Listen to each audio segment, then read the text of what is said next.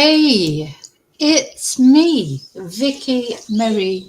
Good morning, good afternoon, or good evening, wherever you are in this crazy world we're living in. So apparently the rapture's coming soon, so hope it comes before I have to pay my mortgage this month. Anyway, there, it's a crazy world, isn't it? It's like, feels like I don't know, it just feels weird. It's never felt the same since COVID, has it? I think we're all longing for some peace and the end to all this sort of bickering and hatred and so much. True crime is almost like an escape from the politics of the world at the moment, isn't it? Anyway, we're not talking about politics in this video, but I will be talking about them in the members live on Thursday. I'm going to be talking about the Charlie Kirk memorial and also about, Trumpy Trump, how he's upsetting everybody and stuff, but we'll be doing that in the members. In this video, we're going to talk about Celeste Rivas. I think this is one of the this is going to turn out, when this story unravels, it's already horrible, but I think it's going to turn out to be one of the saddest stories of, Celeste Rivas, a young girl, a troubled teen, they're describing her as. I don't know if she was a troubled teen or not. Her family know that.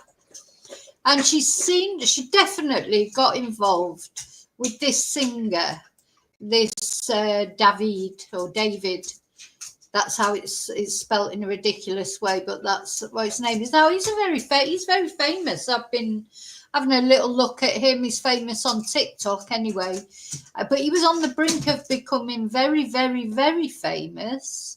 He had this tour going. He had a European tour lined up.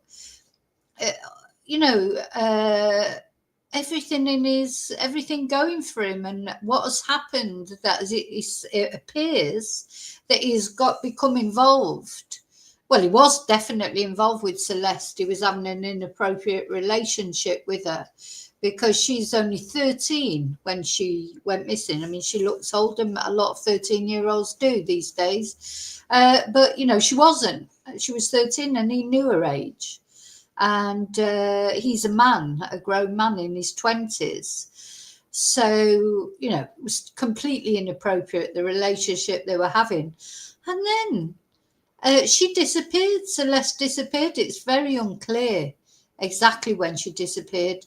But we know, what we do know is she is deceased, bless her. She was found in what they call the frunk, in other words, the front bonnet of a Tesla. That had been impounded, the horrible smells were coming from, and in the frunk, as they call it, there was Celeste, and there's talk that she was partially dismembered. Some people think that might have been a natural decomposition. Sometimes the limbs become, don't want to go into great detail, but sometimes when bodies are very decomposed, the limbs can become attached. So maybe she wasn't dismembered as in the sense of cut up. But anyway, she was dead. That's for a fact. And this Tesla was registered to this singer, David. So that's what we're going to talk about. But and there's now speculation, and it is purely speculation, that maybe Celeste was pregnant, that some infant remains have been found. This is like a social media story, but it's reaching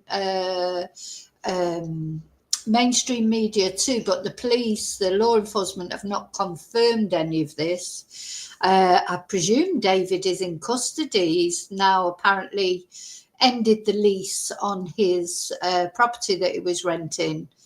And he's cancelled his tour, etc. So we're going to talk about that in a moment. What we're going to just talk about first is the old mushroom murderess, Erin Peterson. I don't think I've even got a picture of her up now because I sent her to hell. We'll have a look at the hell. She went into the hellhole, didn't she? But she's like, she hasn't appealed yet. Seems unlikely. I think it's unlikely she will appeal her sentence, because her sentence actually of life without parole for, I think it was 33 years, it's a very light sentence. So if she appeals it, she might end up with a bigger sentence. So she hasn't appealed yet, as far as I know, and unlikely that she will appeal. But what we're going to talk about is the doctor who sussed her out immediately at the hospital. And he said some inappropriate things, or maybe you think they are appropriate. Personally, I think they were appropriate, but I understand that professional people are not supposed to say things on the lines of what he said, though even if we agree with him. But he's been reprimanded, like officially, and we're going to talk about that first. But first of all, I want to say thank you, of course, to everybody. Thank you for watching. Thank you for liking. Thank you for subscribing. I appreciate every single one of you that clicks that like button, spends some of your day with me by watching my channel, or subscribes. I really appreciate it, really, literally every one of you. So thank you. And of course, some of you go that bit further. You join you become a member. Every Thursday is our members live, exclusive live. As I say, this week we're going to be talking a little bit about the Charlie Kirk memorial. We might talk a bit about the rapture. And see what is the rapture that everyone's talking about, and are we likely to see it? It sort of wouldn't be a bad thing, really, probably. But anyway, no, we're not ready for the rapture yet. Sorry, that was my dog barking. Also, I want to thank people who buy me a Ko-fi. Those are always very much appreciated. Thank you. Send super stickers. Sends me emails suggesting cases, leave nice messages, any positive way you contribute to my channel. Thank you so much. So now I'm going to say hello to everyone. So hello, lovely lurkers. Thank you for watching.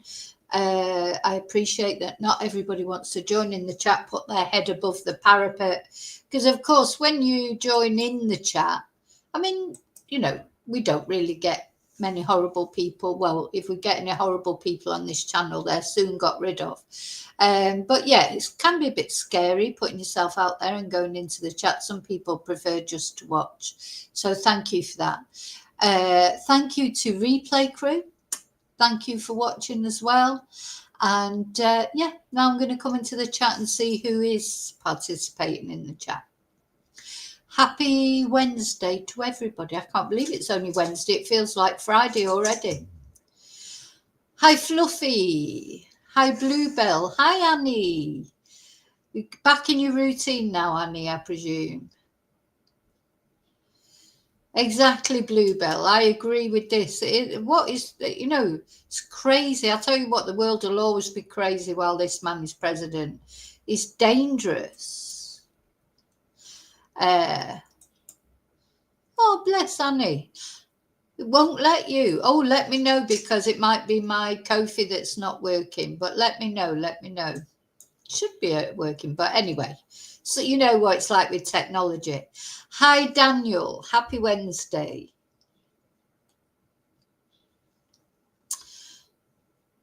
I think they were true, but maybe inappropriate for TV.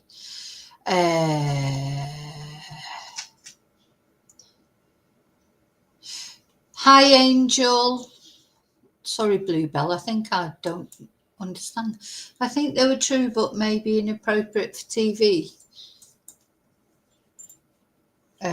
What? Sorry, have I missed something there? What might be true but inappropriate for TV?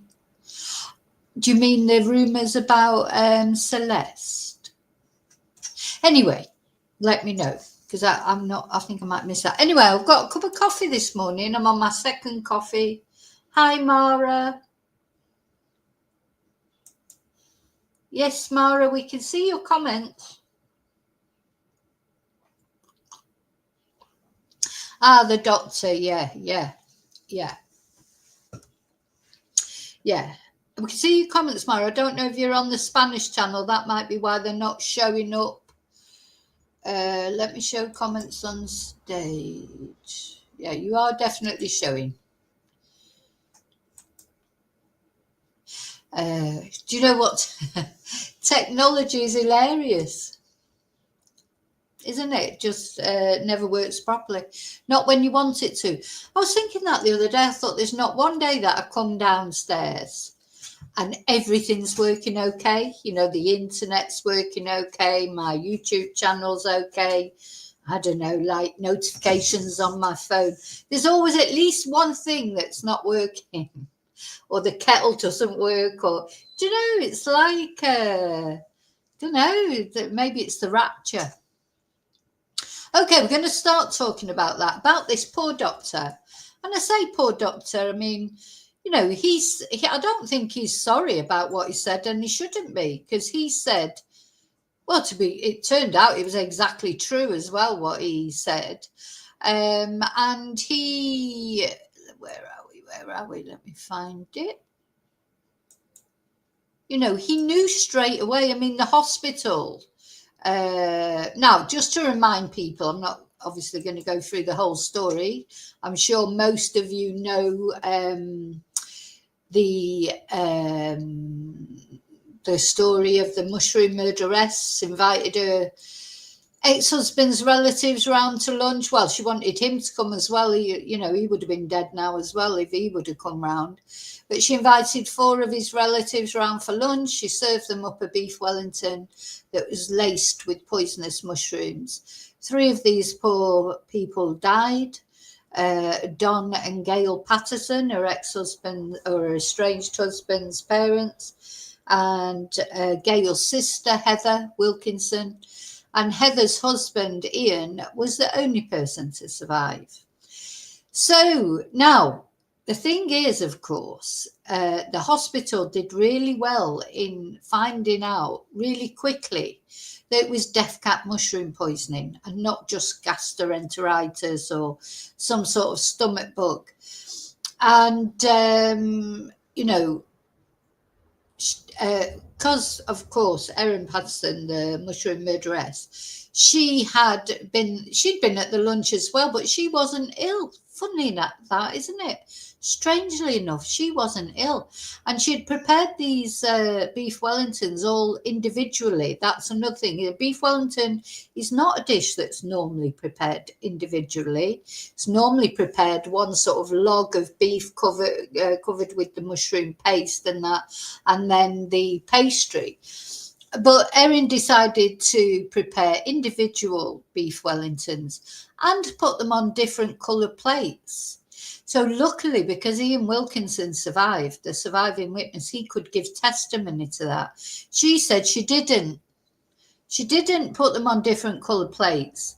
But Ian Wilkinson, the sole survivor, he said his wife and the other 2 victims were given grey plates, and Erin had a smaller plate and a different colour plate. She said no. Remember, she said everybody else was lying except her, even though she admitted lying about everything else. The most biggest lie, of course, is that she said she told them she had cancer. So let's not forget what she did. She invited these very nice, decent people round for lunch. She served them all up poison and knew they were dead from the minute that they had they were dead people walking from the minute they finished that meal. She sat there with them. She watched them eat every mouthful. She then let them pray for her because she told them she had cancer, which was a lie, complete lie. They all sat there and prayed for her, and inside, as they were praying, when you think about that, as they were praying for Erin, this poison was killing them, had started off killing them, because death cap mushrooms, they kill people slowly. They didn't get properly ill till late. That was around about midday. They didn't get properly ill till late that night. And then they died agonizing deaths. Diarrhea, vomiting, pain, their vital organs closed down. And Ian only survived because they gave him a liver transplant. And luckily for him, he was strong enough to survive with it. Whereas Don was also given a transplant, but he was already too far gone. And Heather and Gail were not well enough to have a transplant. Their liver had just died inside them. You know, this is the reality of what this bitch, sorry, excuse my French, this woman had done. That is the nastiness of what she'd done. And then she set about trying to cover it all up, didn't she? Set about trying to cover it all up. She told lie after lie. She cast aspersions on other people, calling them liars. She tried to blame the Asian supermarket, where it said that she'd bought these mushrooms in an Asian supermarket. She sent the environmental health off on a wild goose chase, trying to chase down where they'd been bought, because of course, you know, there might be more out there that could kill other people. So yeah, absolute twonk. But she's another word that begins with B that you're not supposed to put on you, or C actually. She's a horrible, horrible person.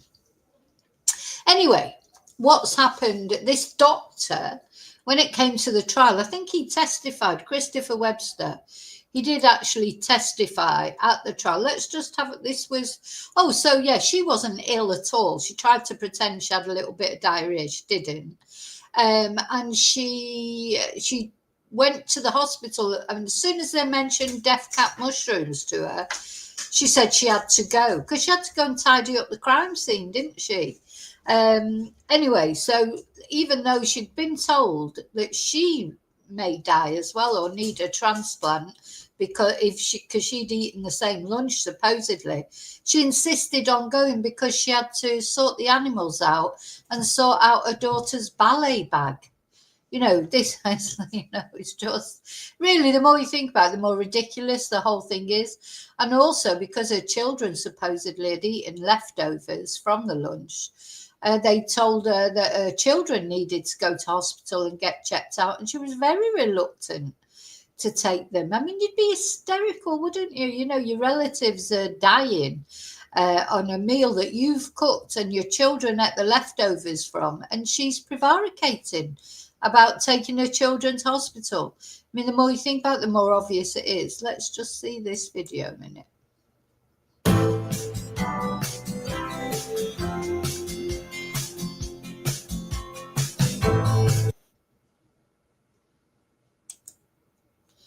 Yeah, so they're trying to stop her from leaving. And she's like, no, she's going. That's it. She's going. She's got to do her daughter's ballet bag. Come on, I've got to pack my daughter's ballet bag. So in the end, they said to her she'd have to sign a paper. Oh, I've not seen that before. Discharge at own risk. I am leaving. Yeah, she's thinking there. What am I going to do with the plates? You know what? Oh God, got to get rid of the plates. Got to get rid of the food dehydrator that she told police she'd never had. It doesn't look very nice. I suppose it is the leftovers. I have a concern regarding a patient that presented here earlier but has left the building and is potentially exposed to a fatal toxin from mushroom poisoning. And I've tried several times to get hold of her on her mobile phone. Mushroom poisoning, you said? So then this doctor, Chris Webster, this is him on the audio, he phoned the police because he was worried about her. But really, I think, looking back now, he knew straight away when she went. So he phoned the police about it because he was so convinced that it was not normal. I mean, he had patients that were dying. And he's trying to put over the urgency to Erin, and she just decides she's going. Ridiculous. your mobile phone. Mushroom poisoning, you said? Yeah, so there were 5 people that ate a meal on Saturday, and 2 of them are in intensive care at Dandenong Hospital. 2 have just been transferred from Leongatha Hospital to Dandenong Hospital, and Erin presented this morning with symptoms of poisoning. While I was attending the other patients, the nurse informed me that she had discharged herself against medical advice. Yeah. So that's what happened. So I think I might have missed a couple of people coming in there. Just let me say hello. Hi, Admit. Hi, Lily. Oh, I hope you get well soon. Sorry, that's Admit I'm talking to. Hope feel better soon. I think I haven't missed anybody else. If I do miss you coming in, just come and say hello again, because sometimes when I'm talking, I don't notice people coming in. Okay, so yeah, doctor penalised for calling the mushroom murderer a disturbed sociopath. He went a little bit further than that, actually. So an Australian doctor who raised the alarm about Erin Patterson has been sanctioned by the medical regulator over disparaging comments made about the triple murderer. Chris Webster was a key witness in Patterson's trial, at which a jury found her guilty of killing 3 relatives and attempting to kill another with a deadly mushroom lunch in 2023. And after the verdicts, Dr. Webster told the BBC that Patterson, now serving a life sentence, was a heinous individual and called her a disturbed sociopathic nutbag.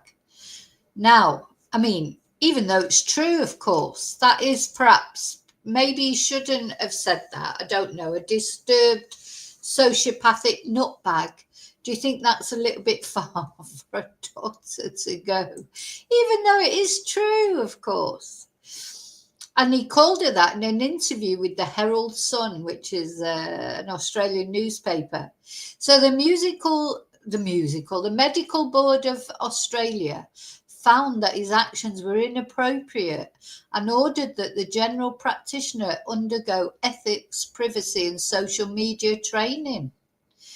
An investigation was launched when the Australian Health Practitioner Regulation Agency received a flood of complaints about Dr. Webster's media interviews and use of explicit language.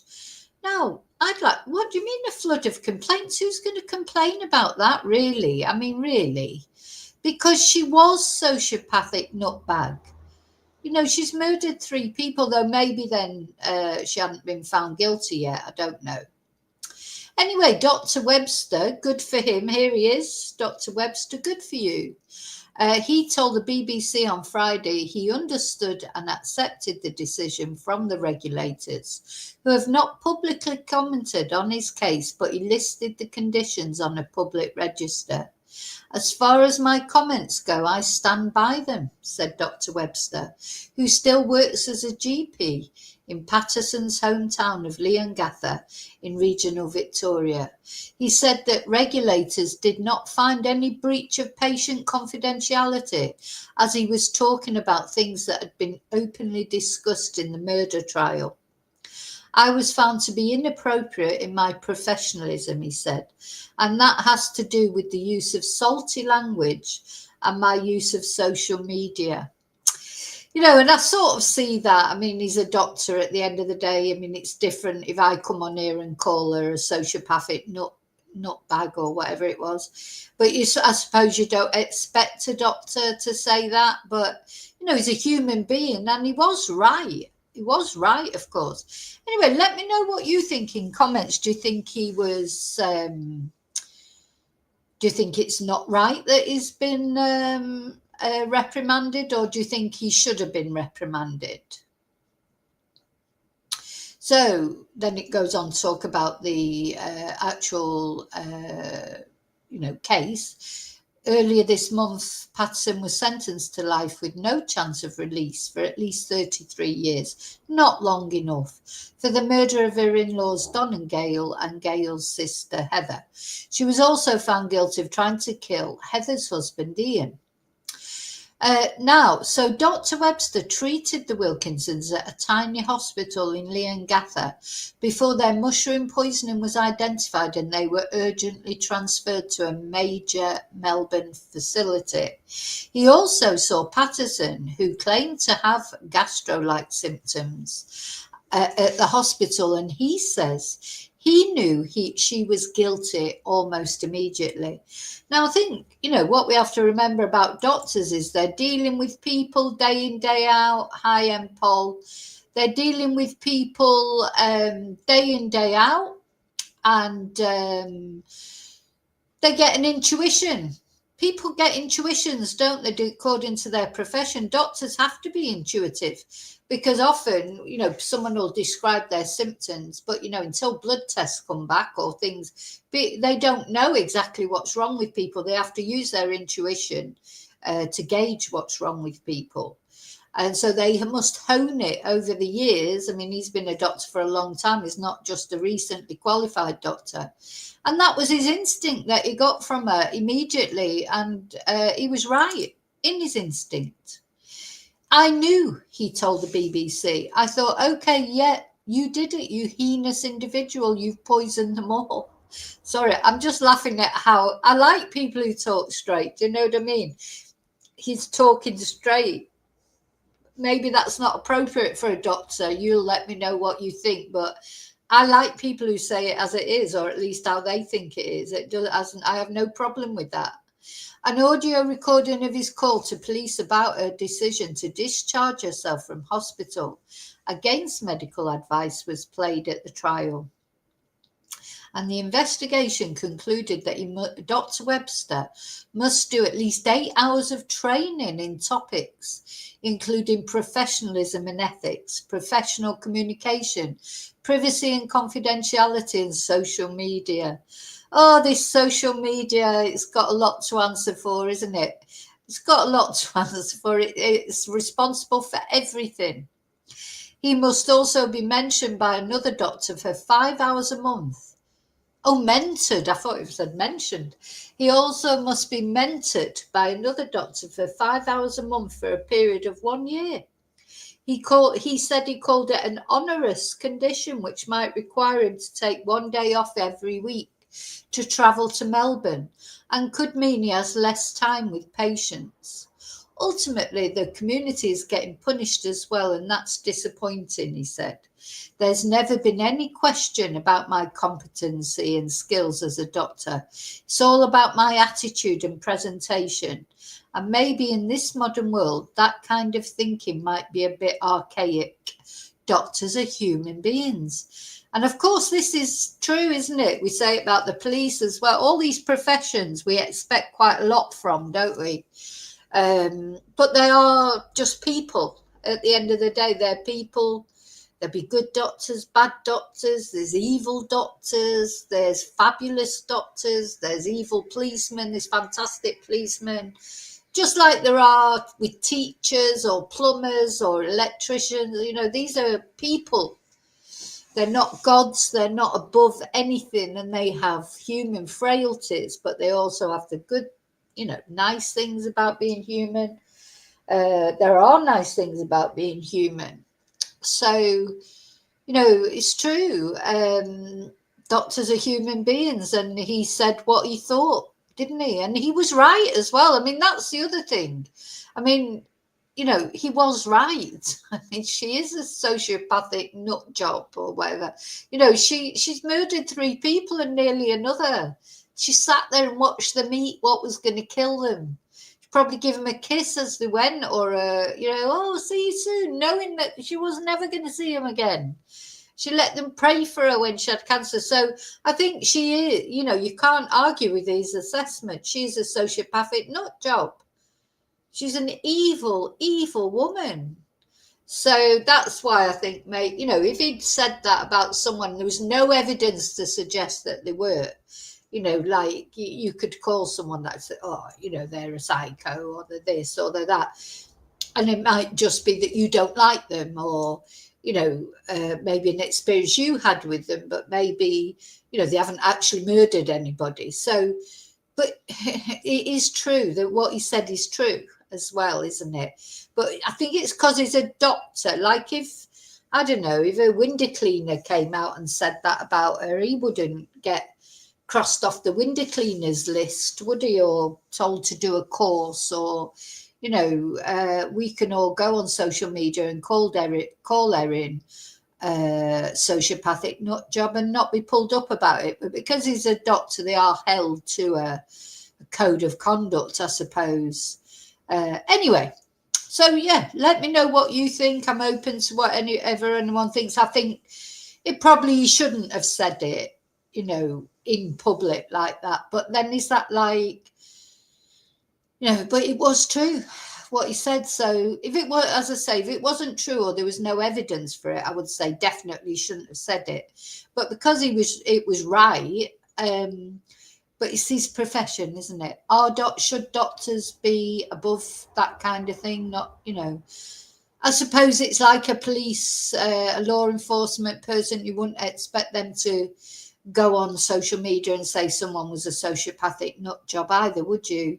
Even if it was clear that there were. So maybe there are just some professions that shouldn't say things like that.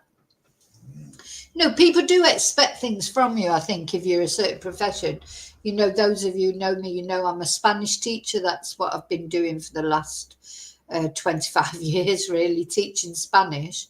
And I always found it's quite difficult, like when you go out on a night out or whatever and you have a few drinks and you, people don't expect teachers to sort of let their hair down, or, you know, they think, oh, you're a teacher, you know, even though I do teach some children, but, you know, I'm not a teacher at a school for children. I teach adults mostly. But yeah, there is this sort of, you think, oh no, that's my Spanish teacher. And, you know, and there's me, I've had a few vinos and I'm singing on karaoke or whatever. It feels inappropriate somehow. But, so yeah, I used to say to my friends, don't tell anyone I'm a Spanish teacher. Don't tell anyone I'm a teacher. Anyway, he says he has the full support of the local community. I bet he does. And I'd love him as my doctor because he seems a very intuitive man to me. I'm not going anywhere. I just have to go back to school. So he's got to do these things. I mean, they're not that mega, are they? You know, and as I say, it's not been struck off or anything like that. But yeah, what do you think? Do you think he should have received that punishment? Maybe it's good that he receives some sort of punishment. So thank you, Paul, but I wish I was, but I'm not.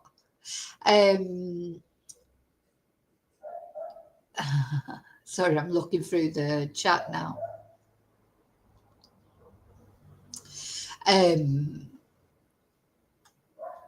I've never had pumpkin coffee. Sorry. So I'm getting distracted by the chat. I shouldn't do that. But yeah, so let me know what you think. Do you think it's right that it got reprimanded? Do you think he should have been reprimanded? You know? Because what they found was he didn't break any confidentiality. Because actually, that's the thing. A doctor's not supposed to talk. You know, you go to the doctor, any condition you have or whatever is confidential, isn't it? And of course, that should be. But his defence was that he only discussed anything that had already been discussed openly anyway in the trial, etc. So, you know, he wasn't breaking patient confidentiality.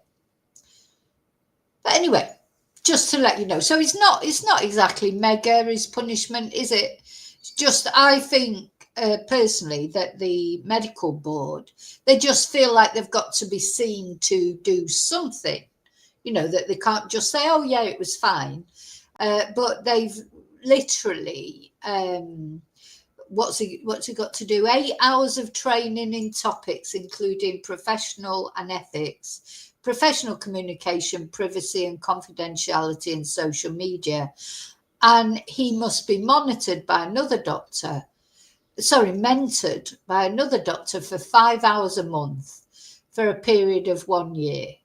Well, you know what's going to happen there. He's going to go and see that doctor, whoever it is, and they'll probably go for nice lunch or something and chat about Erin Patterson. Depend. I don't know. I don't know if that's going to happen. I mean, he doesn't need mentoring, does he, by a doctor? I mean, he's an experienced doctor. That just seems to be ridiculous, to be honest. But that's what he finds the most difficult, because it means he has to take a day off every week to travel to Melbourne, and he has less time with patients. They said ultimately the community is getting punished as well, and that's disappointing. There's never been any question about my competency and skills as a doctor. It's all about my attitude and presentation. And maybe in this modern world, that kind of thinking might be a bit archaic. Yeah, I'm torn with that because, I do think sometimes standards have slipped, haven't they? Like with politicians and things, they just say whatever they want. There's no gravitas. I sort of do hark back to the times when politicians who was still irritating even then, but at least, they wouldn't come out with the things that politicians come out with these days. Well, it's a debate, isn't it? Time moves on, things change, new generations coming up have different expectations. Is it in my mum and dad's generation, doctors were gods, never to be challenged about anything. What if the doctor told you it? You did it, and that's how doctors like Harold Shipman were able to get away with what he got away with, killing all those people, because people trusted him implicitly. I do think people are more questioning now, and that's not a bad thing, is it? Not all doctors are perfect. Not all nurses are perfect. Not all anything are perfect. They're all human beings. So anyway, interesting, isn't it? It's interesting. Yeah. I think it's just like, it's like a slap on the wrist, do you think? Yeah. To tick the boxes, keep everyone happy. Yeah. So, right. So we're going to have a little break now, because we're going to be talking, well, I say a little break, very little break. We're going to be talking, that's all I've got to say really about Erin. Well, it's not about Erin, about the doctor. We just have another little look at him. I personally, if he was my doctor, I'd be very happy. He seems like an intuitive guy. He had us sussed from day one. As when you work with people a lot like that, you do get intuitive about people, don't you? So just as a little break, a little commercial break for me, I'm going to put on the videos about my books. Sorry to those of you who've already seen it, but just give me a little break. I'm also going to buy myself a Ko-fi, I think. I'm going to try and buy myself a Ko-fi because Annie was saying earlier that the Ko-fi wasn't working. So I'm just going to check that out. So I'll see you in a minute. In the meantime, I'm going to just put a word from our sponsors, which of course is me. I am the sponsor. Let's put this book on first. Hey, it's me, Vicky Marie. Did you ever want to know a little bit more about me and my background, how I came to become interested in true crime, how I ended up in Spain being a Spanish teacher? If you want to know a little bit about me, a little bit more about me as a person, you can find my book, Confessions of a Spanish Teacher, on any Amazon site, wherever you live in the world. And I believe that everyone has a story to tell, and this is my story. So it's the story of how I grew up in Manchester in the UK, on a council estate, and very humble beginnings, and my journey through personal tragedies, disastrous romances, and triumphs to become a single mum, a Spanish teacher, and an interpreter living in Spain, and eventually a YouTuber. reporting on true crime. So it details my various experiences with people and places over 20 years of teaching, over 20 years now. Ooh, where did that go? Of teaching Spanish and interpreting through the backdrop of the recession, financial uncertainty, severe flooding, and living through COVID. I hope you will find it funny, sad, amazing, silly, serious, and stranger than fiction at times. I hope you enjoy it, and I hope to make you angry at least once. I hope to make you cry at least twice, and I hope to make you laugh many, many times. So thank you for all your support on my YouTube channel, and if you want to know a little bit more about me as a person, then you can find out there. So thank you so much. See you very soon in the next video. And as always, till then, may your God go with you. Bye. Hola, soy Vicky. And are you wanting to learn Spanish? Have you been trying to learn Spanish and it's just you can't put the words together? Common thing that people say to me is I know a lot of words, but I just can't put a sentence together. So I'm here to tell you how you can learn Spanish through English. Learn how to make sentences, not phrasebook Spanish. Learn how to ask questions, answer questions. Right from beginner or whatever level you are, if you're struggling in putting it all together, there'll be a level I can offer you a solution. So I've been teaching Spanish for over 20 years to English-speaking people. And these are the books that I have written. Break the Language Barrier Level 1 for beginners. Level 2 for intermediate or sort of pre-intermediate. Level 3 intermediate. Level 4 upper intermediate. And level 5 for advanced. There's really level 5 is to practice what you've already learned. So if you've already learned a lot of Spanish, but you want some practice with translations, conversation practice, games, etc., level 5 is for you. If you know more than level 1, in other words, you know how to already speak in the present tense, if your grammar has gone past the present tense but you're struggling with the past tenses, level 2 is the book for you. All these books are available on Amazon. Any Amazon, wherever you are in the world that you want to learn Spanish, you can order one of my books from Amazon. The other thing you can do, you may be interested in Zoom classes. I've left my contact details here on the video so that you can WhatsApp me or email me if you want to know about Zoom classes and how they work.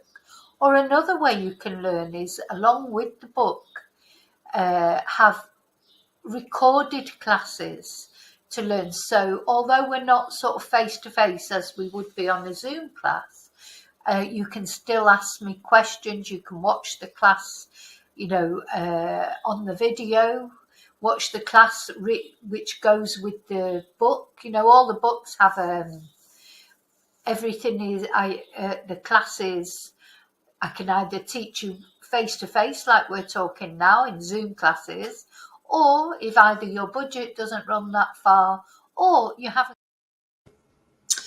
Okay, I'm back. So I tried to, do you know what I mean? Nothing of it. I tried to buy myself a Ko-fi, but it won't let me because it just keeps saying to me, oh, you're trying to go into the account of the seller. It's telling me use a different account because this is the seller's account, so I can't buy myself a coffee. So there you go. Good job I've got coffee then, isn't it, here, because I can't buy myself one. Anyway, never mind. So now we're going to talk about Celeste, and as I was saying earlier, I think this is going to turn out to be it already is such a very, very sad story, isn't it? Because this 13-year-old girl, now Celeste will not be the first 13-year-old girl that has been seduced, groomed, you know, by an older man, especially. My hair's falling out. Especially groomed by someone like David, because he is, you know, he's a singer, he's famous, and that's easy to turn a young girl's eye, isn't it? You know, just so easy. There, he's in his 20s. She's 13 when she went missing. God knows how old she was when he started grooming her or started the relationship with her. She won't be the first. She won't be the last. Young girls, young people in general, girls, boys, impressed by people that are singers, rappers, wealth. You know, he's a pseudo intellectual to me.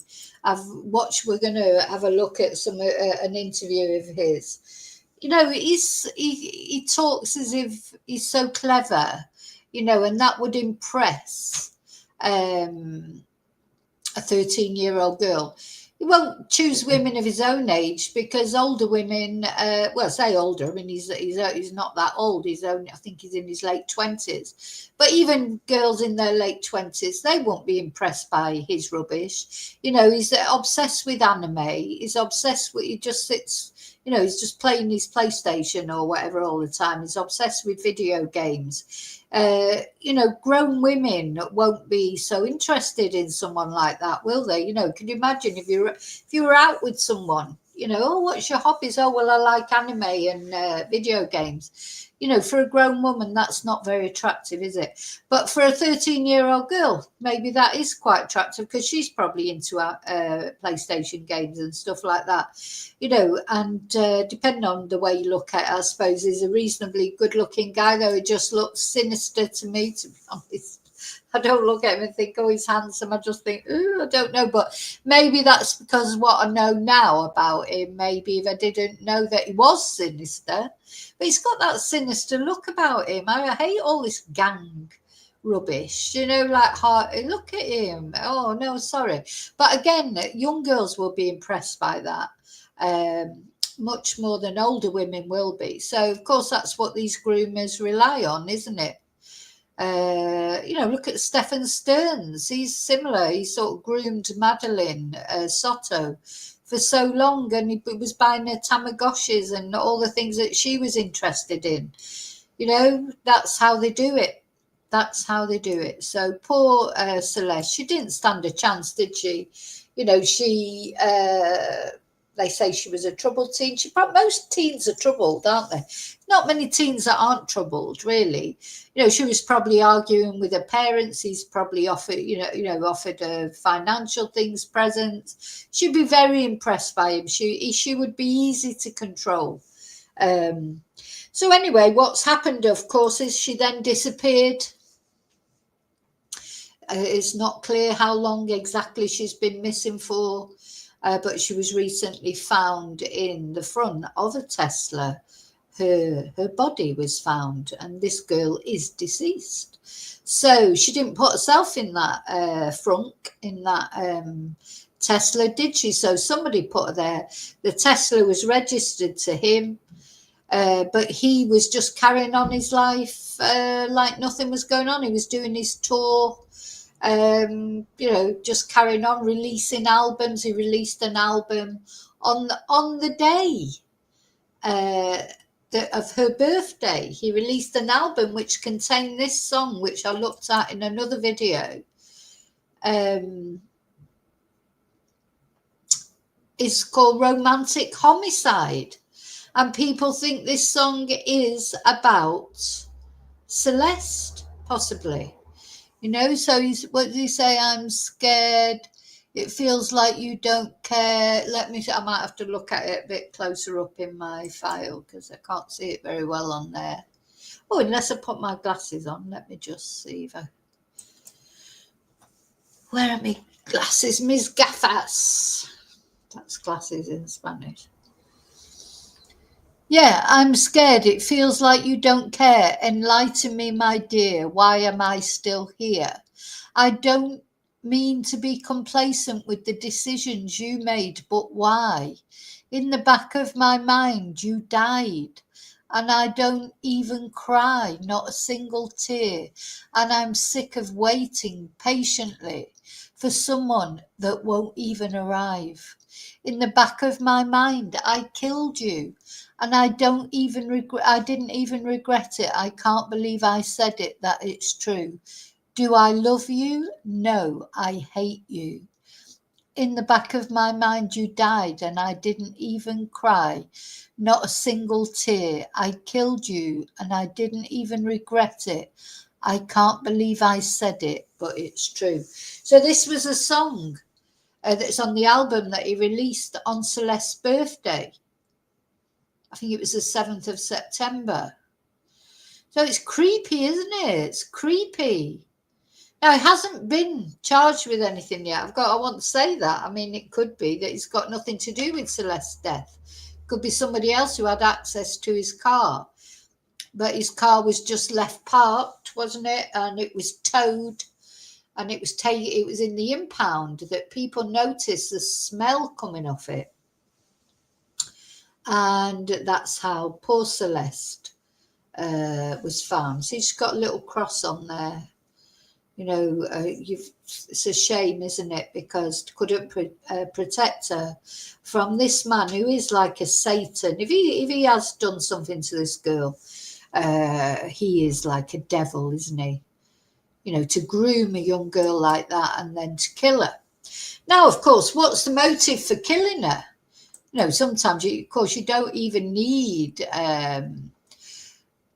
Oh, it's not working, Annie. Yeah, I couldn't. I'll have a look at it later. I have no idea why it wouldn't be working. I don't even know how to check it. If it won't let me,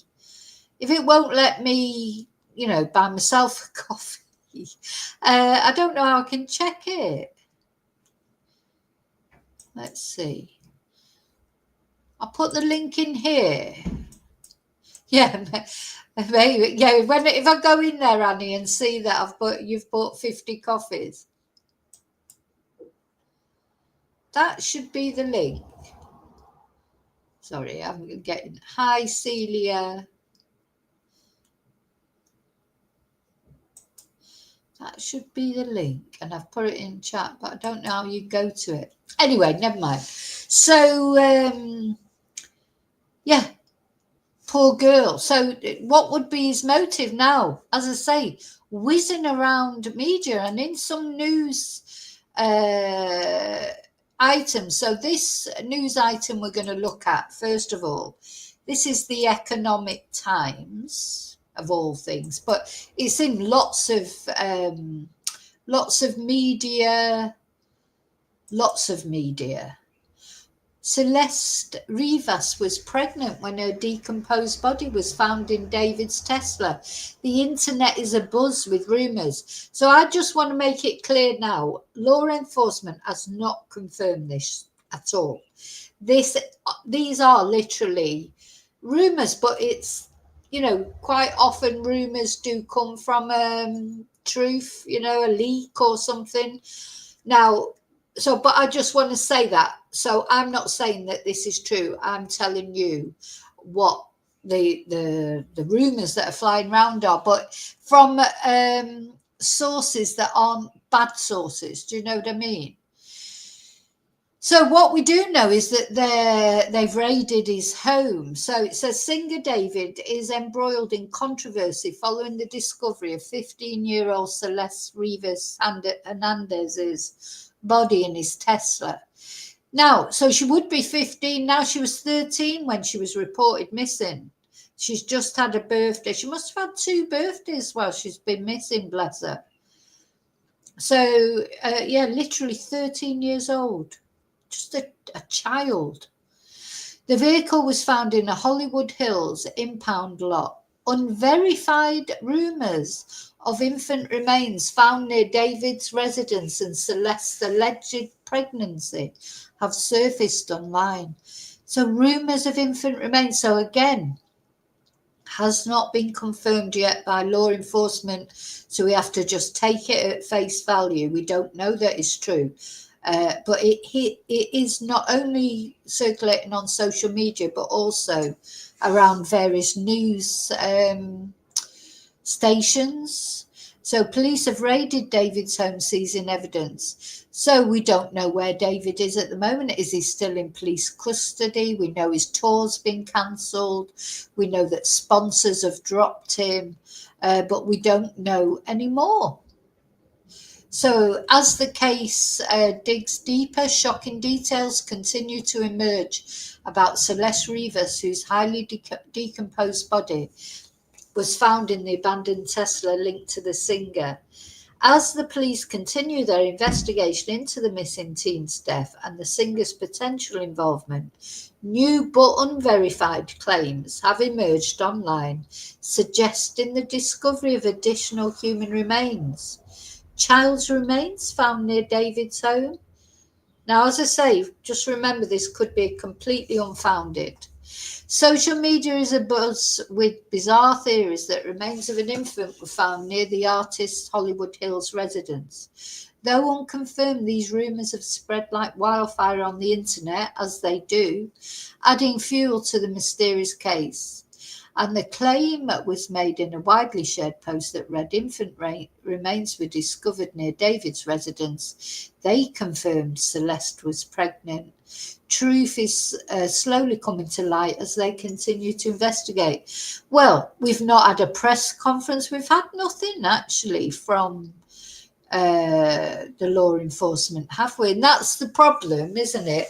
When there's no news whatsoever from law enforcement in a case like this, which is a big case, a young girl's remains found in a Tesla, and he's a famous singer, that is going to attract attention on all media. But the problem is the law enforcement, sometimes you think even if they did a press conference just to say they weren't saying anything at the moment, because everyone's clamoring around this now. People want something to say about this case. And unfortunately, as we've seen, if there's nothing to say,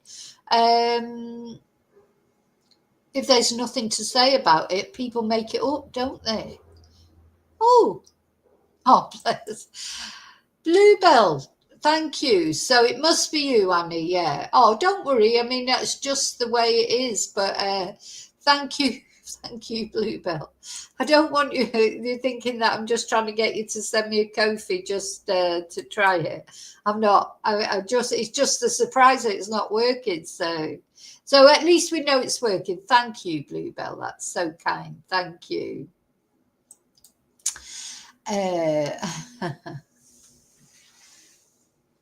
Just wait for that to go off.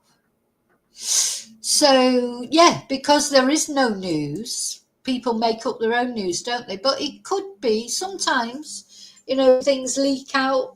Who knows how this has leaked out? And sometimes in the end it results that it is true. But as long as law enforcement don't say anything, this won't be the only thing that will leak out, is it? So some social media posts have even claimed that Celeste Rivas was pregnant at the time of her death. Some social media pages suggest the alleged discovery confirmed her pregnancy. So these rumours have spread widely across X, formerly known as Twitter, and TikTok, leading to new heated conversations. But no law enforcement agency has verified these claims, and officials have not released any information similar to this. So for now, the speculation remains just that, some unverified online chatter with no official confirmation. So then the rumours have reignited following earlier discussions in Discord chats, where David allegedly referenced a kid on the way while tagging a now deleted user, according to TOI, whoever that is. Screenshots of the conversation recently resurfaced online, fueling speculation about Rivas's purported pregnancy. But it's important to note that neither the post nor the claims have been verified by official sources, and police are yet to confirm any detail. So that he has not been named as a suspect, but they raided his home. He apparently has terminated his lease on that house. Poor Celeste, her body has been released to her family, has been released now, so the forensics must have done whatever they needed to do with her body. And the raid on his crash pad comes as connections between the pop star and the dead teen keep piling up. Well, they were definitely connected because there's photos. There's lots of photos of them there, of them together. So they definitely know each other. They definitely are connected one way or another because of there's photos, there's videos of the two of them together. So I think we can safely say, in fact, I'll show you a photo. Let me have a look. I downloaded a couple of photos of the two of them together. So we definitely knew her. And she was telling everybody she had a boyfriend called David. It's horrible, isn't it, to think that she's telling people she's got a boyfriend called David. She's 13 years old, telling people that she's got a grown man as a boyfriend. It knocks me sick. Because the thing is, for her, she's the minor. He's the one with the responsibility not to look for a 13-year-old girl. Do you know what I mean? And horrible man, whatever. So he's a PDF, whatever. If it wasn't him who killed her, he shouldn't have been going out with her, should he? So the body of Celeste was found September the 8th, the day after her 15th birthday.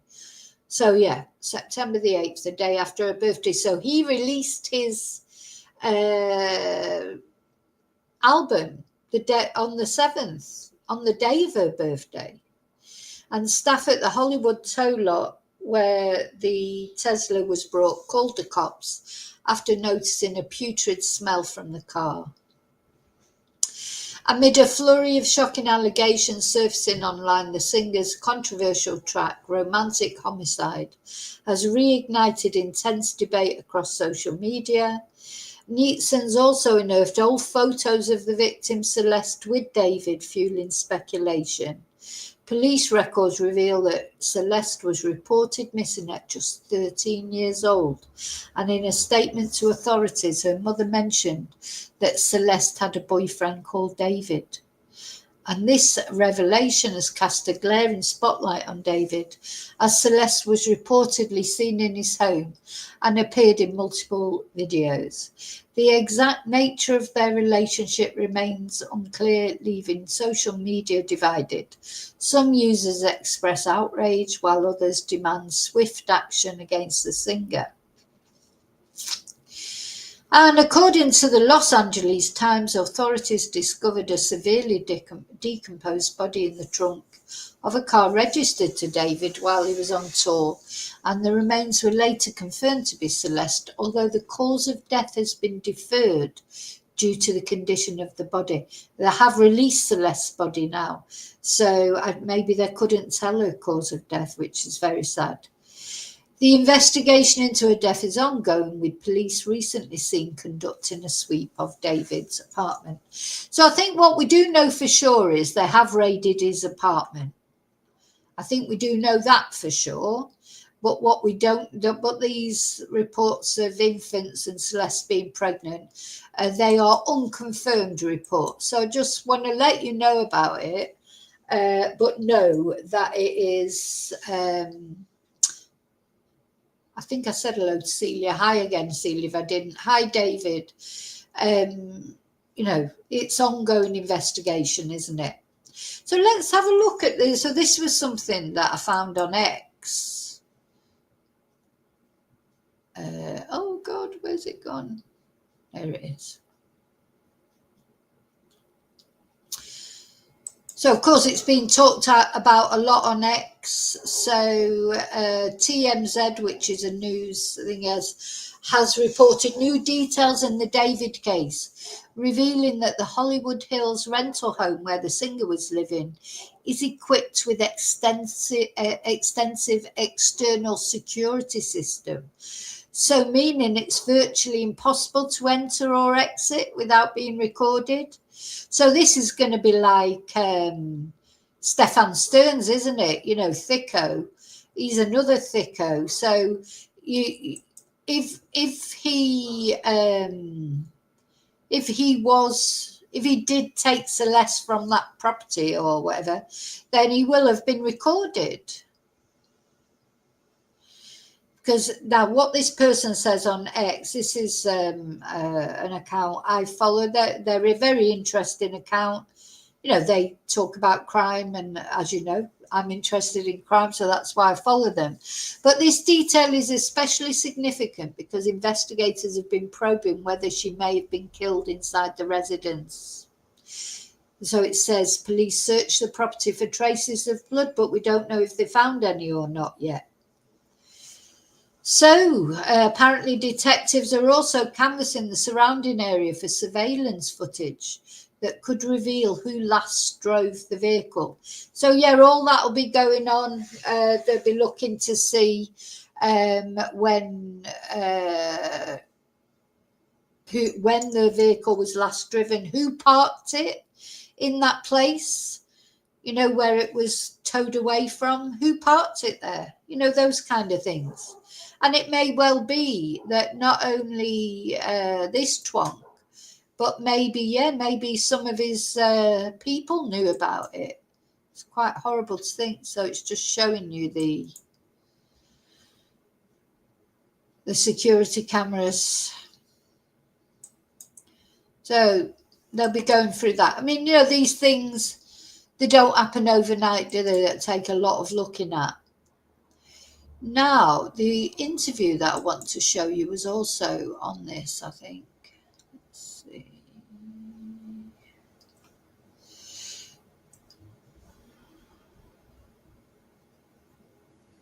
So, was he aware of her age as well? So apparently, according to this person, David has restricted comments on both his Instagram and TikTok posts. His last message was the announcement of his upcoming album release date, which was shared on his Instagram channel on September the 7th, which also happened to be Celeste's birthday, and notably one day before she was found. Yep. Now, she had an interview on here. So he's broken his lease on his home, so he's not going back there apparently.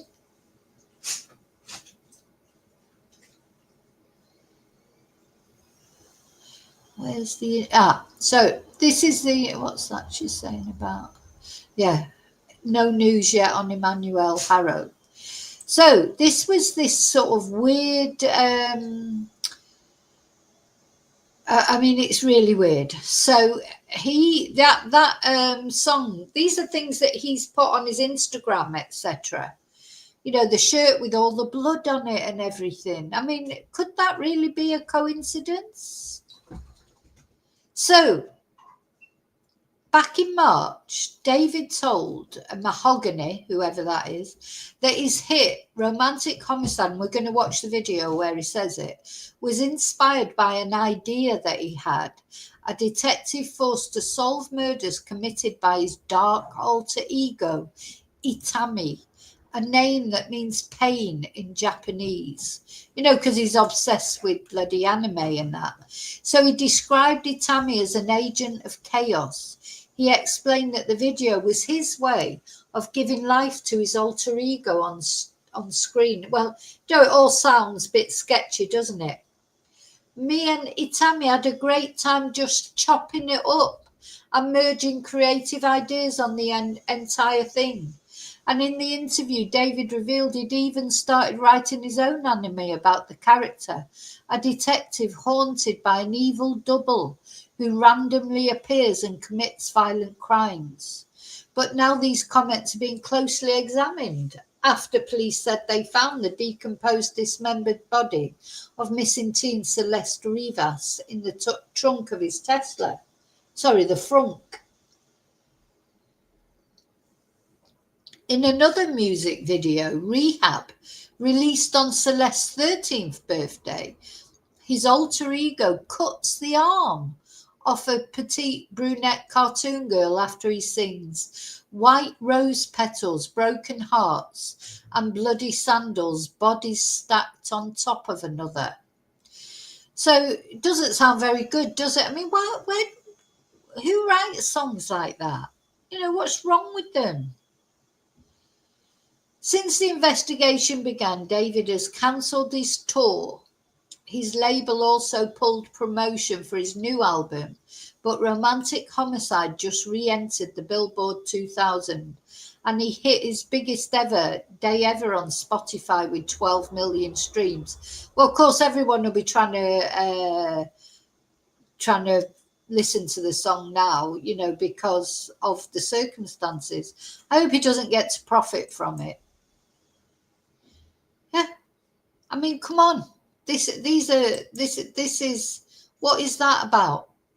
You know, literally, what is that about?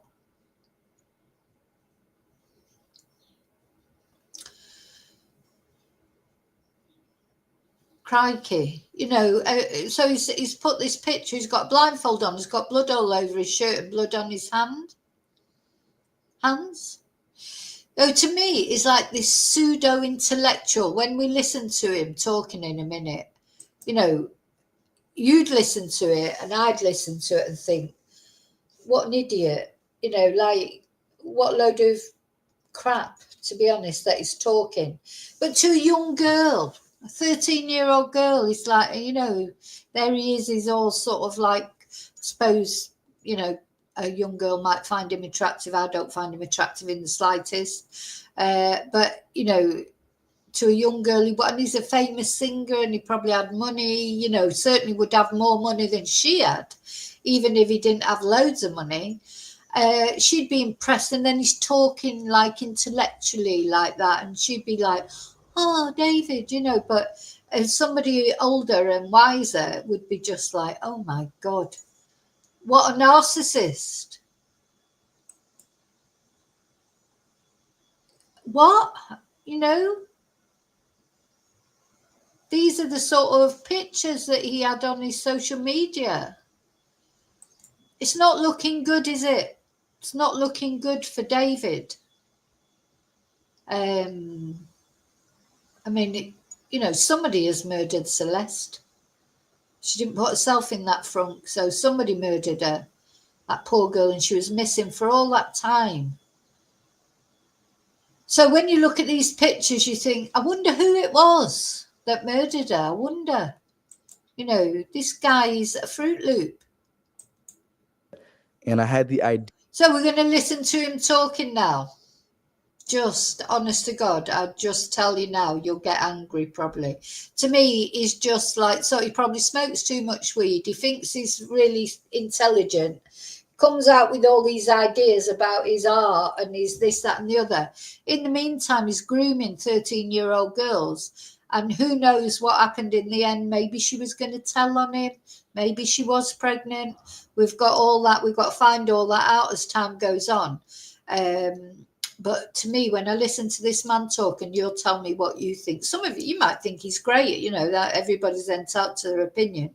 But just to me, see, he sounds like someone who thinks he's a lot more intelligent than he actually is. But and he would impress a 13-year-old girl, but he wouldn't impress a woman. And I had the idea to kind of make this first music video introduce a character that I had been kind of ideating for a really long time. That's why you see him with the blindfold and the bloody shirt aesthetic and the bow tie. I'm really big into anime and I'm really big into manga, and I wanted to make my own manga series. Big into what? Mongo, did he say? I don't even know. Does anybody know what Mongo is? This would be one of these daft things that people like him, like, is it Mongo? Did he say? Can't find anything under Mongo. What the hell did he say? Did anyone catch what he said? Like, he said he's big into anime. You know, it's like, oh, you know, and all the ideation of this, that I'm so intelligent, so clever, and so creative. You know, but I also like 13-year-old girls. But, you know, anyway, that's by the by. It's all art. It's all part of creativity. What is Mongo? Somebody tell me what Mongo is, or whatever. That's why you see him with the blindfold and the bloody shirt aesthetic and the bow tie. I'm really big into anime and I'm really big into manga, and I wanted I'm really big into manga, it sounded like. Anyway, I can't find anything under. If anybody knows what Mongo is, let me know. to make my own manga series at one point, and I was writing a lot of poems and writing a lot of things for it. And a big part of that manga was an evil version of me named Itami, which means pain in Japanese. And he wears his blindfold, and he's basically an agent. So this character, the name that he gave for it, means pain in Japanese. And he wears his blindfold, and he's basically an agent of chaos and kind of my alter ego. And the story of the manga went like I was a detective, and there was an evil version of myself that would kind of come out at random moments, kind of like. Yeah. So did Celeste get to see this evil version of him that comes out at random moments, probably when he's been taking substances or drinking or doing whatever? Sounds like Celeste got to see this person. So sad. You know, just that's how vulnerable young people are, you know.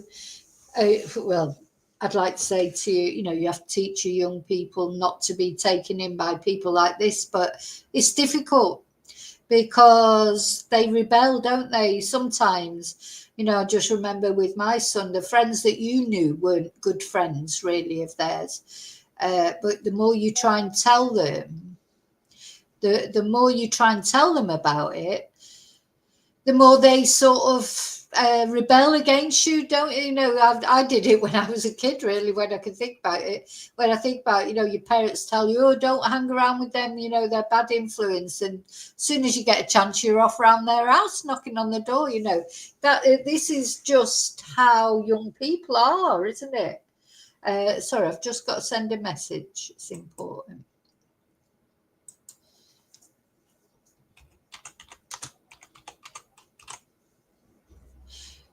Sorry about that. Just drama, real life drama. Well, this is real life drama, but I mean my real life drama. Oh God, what did I do then? What did I do? Oh, see, I get distracted. I press the wrong button. That's me. And I had the idea to kind of make this first music video introduce a character that I had been kind of ideating for a really long time. That's why you see him with the blindfold and the bloody shirt aesthetic and the bow tie. I'm really big into anime and I'm really big into manga. And I wanted to make my own manga series at one point, and I was writing a lot of poems and writing a lot of things for it. And a big part of that manga was an evil version of me named Itami, which means pain in Japanese. And he wears his blindfold, and he's basically an agent. He's just never grown up, has he? He's never grown up. So, as I say, he's interested in young girls. Young girls are interested in him because they're into these kind of things. You know, when you get to nearly 30, how are you going to find a woman of 28, 30, or, you know, a little bit older who's into these things? You know, most people grow out of them, but people like him and Stefan Stearns, they never grow out of it, do they? So they have to find younger and younger people. He still thinks he is 13. Agent of chaos and kind of my alter ego. And the story of the manga went like I was a detective, and there was an evil version of myself that would kind of come out at random moments, kind of like Fight Club with Tyler Durden. And he would commit the crimes that I would have to solve as the detective. So like when I was as the detective, I'd be like solving murders that I'm committing myself. And it was like a cool little story. I didn't think I'd be solving murders that I was committing myself. It was a cool little story. See how he gets all animated about it. He's like a child, isn't he? He's like, you know, he hasn't grown out of those sort of things that you do when you're a child, or you know, we all have our. I always had an imagination, and you have your little, I don't know, fantasies. I suppose I don't mean sex fantasies. I mean, you know, like. But you grow out of him. He hasn't grown out of anything, has he? He's still doing it. And yeah, so he's talking about how I'd like this alter ego as a detective who's solving crimes that he's committed himself. Well, do you know what, David? Get out there and solve Celeste. Who killed Celeste? You get out there and solve it then. Nutter. He sounds, just he's one of those pseudo intelligentsia people. You know, he thinks he's clever and he will come over as clever to a 13-year-old girl, but no adult is going to think he's clever.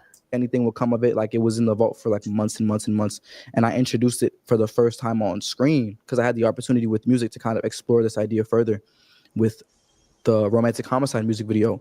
And people were asking so many questions. I was like, yo, this is kind of fire, because like nobody would have ever heard of it if it wasn't for this music video. But Itami was the staple of this music video. Do you think that when he gave this interview, he had already killed Celeste? I'm not sure when this interview was made, but he mentioned the romantic homicide song. So had he already killed her and he, left her in the Tesla? Fancied just leaving her in the Tesla.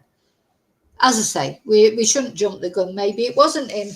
Maybe it was one of his management or somebody he knew, or his brother or something. I don't know. But it seems funny to me. Seems a bit of a coincidence to me that, he's got this alter ego, this detective solving murders that he's done. And then there's a 13-year-old girl turns up dead in his trunk. Oh, you kind of see him throughout the entire thing. He's holding the knife with the bloody thing. You get the girl who's basically like the ghost of the person that he killed. It was his first victim in the manga. And I put that all on screen, and me and Tommy had a great time just like chopping it up and getting to kind of merge creative ideas on the entire. So he said, me and Itami, remember that Itami is not a real person. Itami is his alter ego. He said, me and Itami had a great time chopping it up. Now, he's not supposedly talking about chopping up Celeste. He's talking about chopping up the video. But it's funny choice of words, isn't it? Chopping it up. I don't know. Maybe I'm just reading too much into that. So him and Itami, who's not a real person, but is his alter ego who solves the murders that he commits, had a great time chopping it up. What a weirdo. Thing, and the Bloody Rose aesthetic was birthed in that music video as well, and kind of me representing my entire artistry through this rose, which is like beautiful things can hurt you, with the stems having thorns on them, and that became this beautiful rose, but they can hurt you because they've got stems on them, thorns on them. It was his artistry, you would. You could imagine Celeste would be sat there and, other young girls, and he'd be talking all this rubbish and they'd be like, oh, yeah, that sounds fantastic. But really, he does sound like unhinged, doesn't he? Became my entire aesthetic for like the rest of time. I kind of still, even to this day, use that Bloody Rose to kind of show how beautiful things can hurt you, even through music. Like, music is very beautiful, but it can also hurt you with the lyrics, or Yeah, beautiful things can hurt you. Like, what, like Celeste, does he mean? It's really quite chilling, isn't it? It really is chilling to hear him talk like this. Make you think about certain things in your own life that make you think about painful things and stuff like that. So yeah, that music video was the focal point and the start and foundation of all the different songs and music videos and creative points and the creative direction for like my album now and all that stuff literally came from that one music video in Arizona. So shout out to Tommy Killjoy, because without that music video, none of that would have happened. And Tommy is seen through. Right. I mean, there's obviously more to that interview. Let's just listen one more time. I'm not going to say anything this time. I'll just let you all comment if you want to, but I'm not going to interrupt it this time. And I had the idea to kind of make this first music video introduce a character that I had been kind of ideating for a really long time. That's why you see him with the blindfold and the bloody shirt aesthetic and the bow tie. I'm really big into anime and I'm really big into manga. And I wanted to make my own manga series at one point, and I was writing a lot of poems and writing a lot of things for it. And a big part of that manga was an evil version of me named Atami, which means pain in Japanese. And he wears his blindfold, and he's basically an agent of chaos and kind of my alter ego. And the story of the manga went like I was a detective, and there was an evil version of myself that would kind of come out at random moments, kind of like Fight Club with Tyler Durden. And he would commit the crimes that I would have to solve as the detective. So like when I was as the detective, I'd be like solving murders that I'm committing myself. And it was like a cool little story. I didn't think anything would come of it. Like it was in the vault for like months and months and months. And I introduced it for the first time on screen because I had the opportunity with music to kind of explore this idea further with the Romantic Homicide music video. And people were asking so many questions. I was like, yo, this is kind of fire, because like nobody would have ever heard of it if it wasn't for this music video.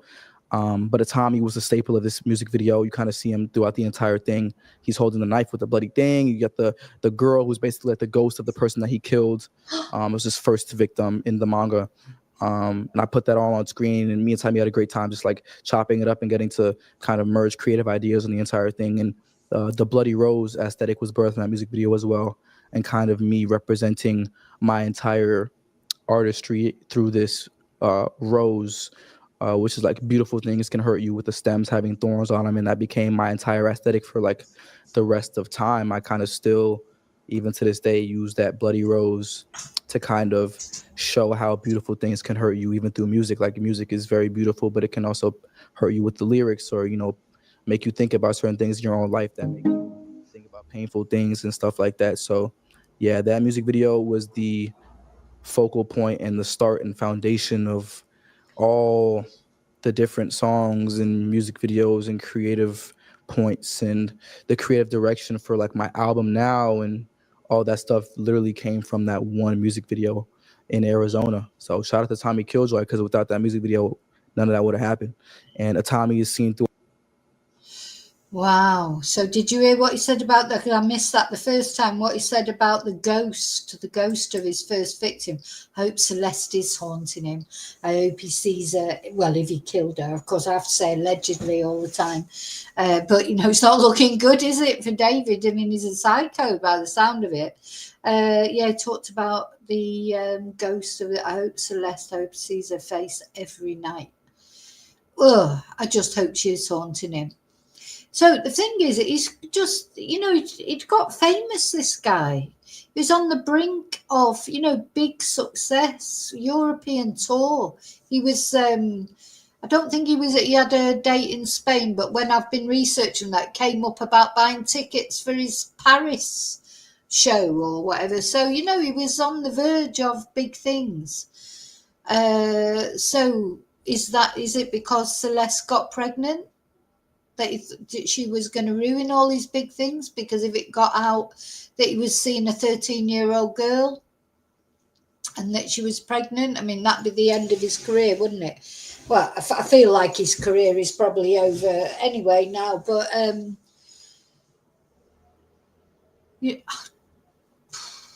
gosh, there's so much more to come out, isn't there, in this case? And the police are doing their investigations, and of course, you know, it's not their responsibility to inform the public. Only the family need to know what's going on. Having said that, this is just my advice that I would give them, just from looking at cases. And you know what the media, not only social media, is like.